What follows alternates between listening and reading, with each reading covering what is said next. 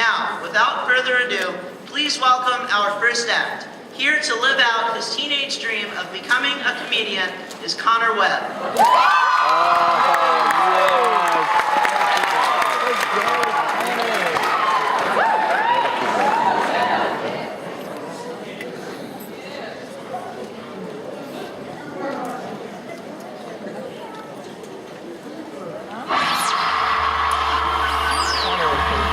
He was hilarious.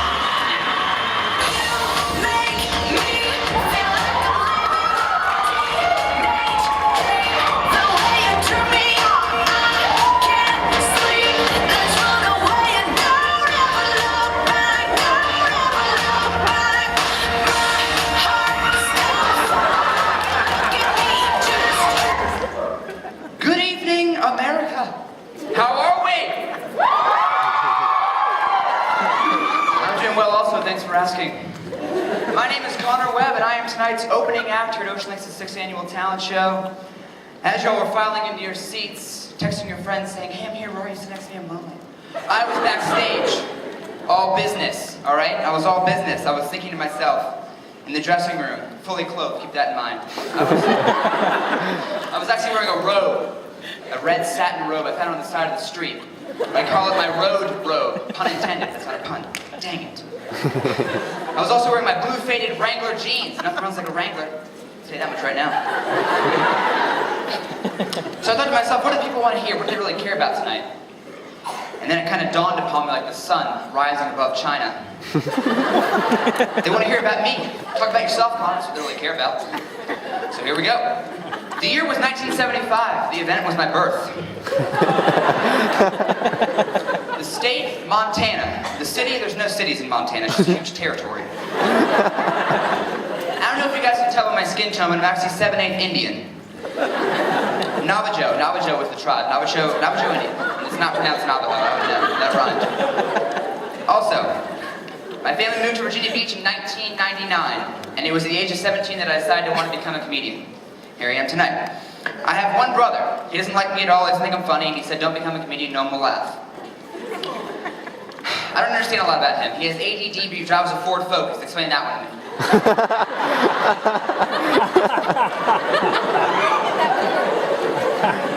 Also, I have a sister, and she has a lot of crazy things happen to her. For example, she was, you know that restaurant Bojangles in the South that serves chicken and biscuits?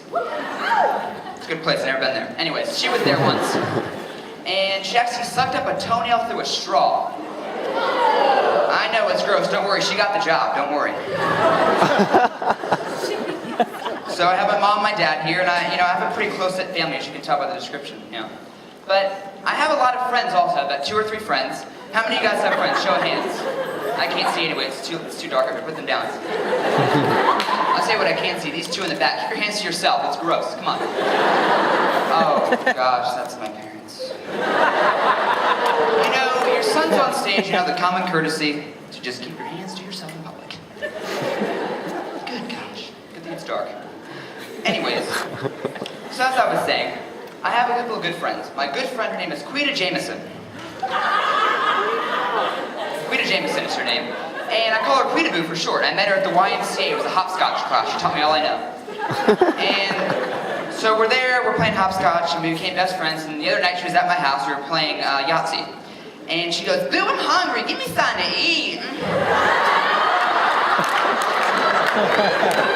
I said, "All right, I'll get you something to eat." So I go into the kitchen, I get some Stouffer's macaroni and cheese bake. I pop it in the oven for 1:45, and then I let it sit for a minute after. I want to burn my hands. After the minute, I take it out and I hand it to her. I go, "Here you go, Quita, here's your supper." She goes, "I know you did not just serve me this brown baked stuff. This is gross."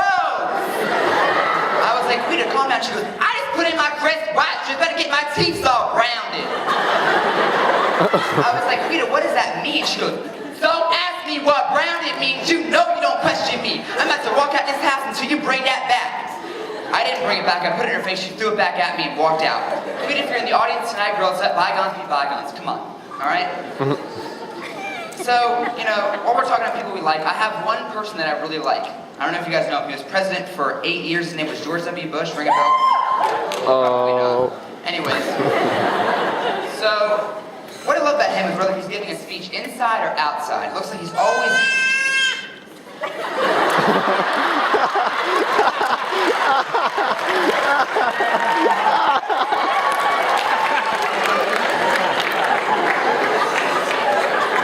That was my brother.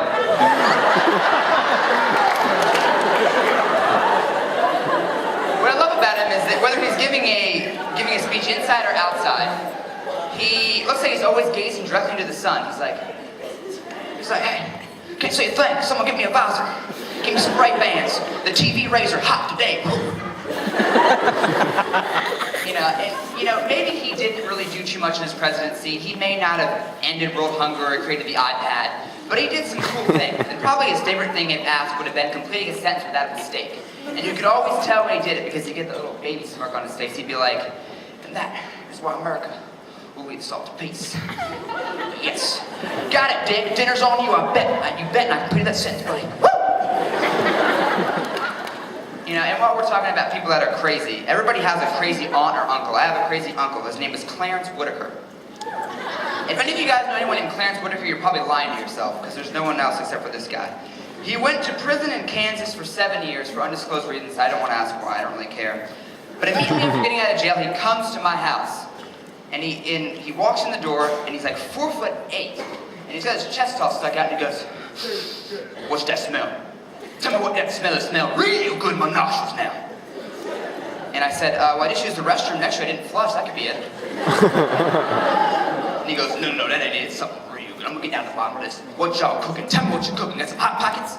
I said, "No, actually, we're not cooking anything yet." He goes, "I'm gonna get down to the bottom of this." And he walks around the house for 20 minutes looking for nothing. But anyway, so we have a good night, we eat dinner, and then we're playing some board games, some Monopoly, and then he leaves, and he's about to leave, and he goes, "Well, come here, let me tell you something." And he puts his arm around me, and he goes, "What? After 17 years in the penitentiary, let me tell you one thing I learned, boy. You can't take crap from no one, you hear me? And you seem like a softie. Someone comes up to you, steps on your shoes, you say, 'Oh, it's okay, just don't do it again.' You can't do that, boy. Let me tell you what you gotta do. You gotta turn around and say it with your chest now. Come on, boy, say it with your chest. Turn around and be like, 'What's stepping on my sketches for? Get off my sketches, bitch!' Knocking on my swag like that. Oh, no!" He walks out the house, he turns around and I say, "Mom, who was that man?" She goes, "I don't know, but it wasn't my brother." Turns out he was a homeless man. Anyway, I've always said things with my chest from that point forward. I think as a comedian, it's good to have a favorite comedian, and mine is Jeff Foxworthy. I don't know if you guys know him. Yeah. It's good, you guys know him. Anyways, so what I like about him is he gets so into his "you might be a redneck" jokes that you think his voice hasn't matured yet. It's amazing. Be like, "If you carry a fishing pole in the SeaWorld, you might be a redneck. If your idea of taking out the trash is bringing your in-laws to a movie, you might be a redneck.